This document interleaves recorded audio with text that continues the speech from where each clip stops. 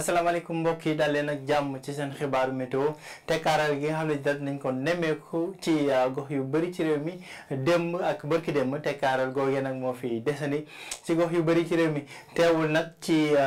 guddi gi rawatina nag ëllëg ci guddi dinañ xaarandi ay taw ci penku ak bëj saalum réew mi rawatina ci boori Kédougou mbokk yi bu ñu jàllee ci leeral xibaar yooyu le animation satellite bi moo ñu wan asamaan soo xam ne dana ami niir yu takku ci boori bëj saalum réew mi ak penku waaye tam li des ci dëkk bi yëpp asamaan si dana dal daanaka jant bi moo fi gën a fës ba tax na sax guddi tey gi la jëm nag ba lëg ci suba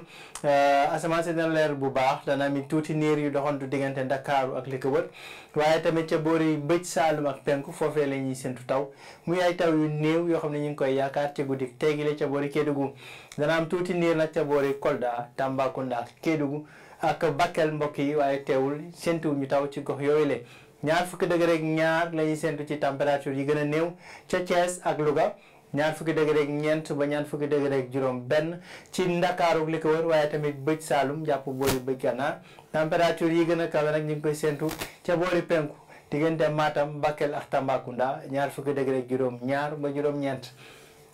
mbokk yi ëllëg asamaan si dana wéy di dal ci gox yu bëri ci réew mi dana ami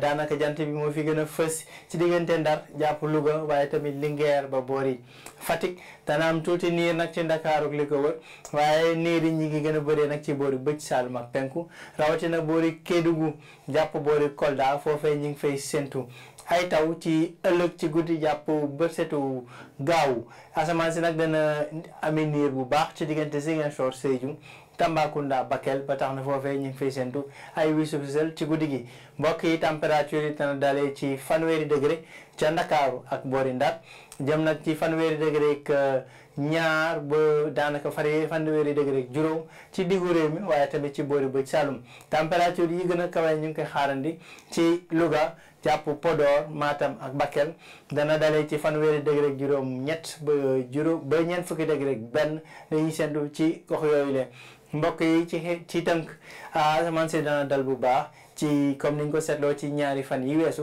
dana wéyandi dana am tuuti taw nag yoo xam ne dañ ko séntu ca boori Kédougou jàpp Kolda ci guddi tey gi la waaye tamit ëllëg ci guddi bu demee nag ba ci gaaw ak dibéer ñu ngi séntu yeneen taw yoo xam ne nag dana walyaan dugg ci biir dëkk bi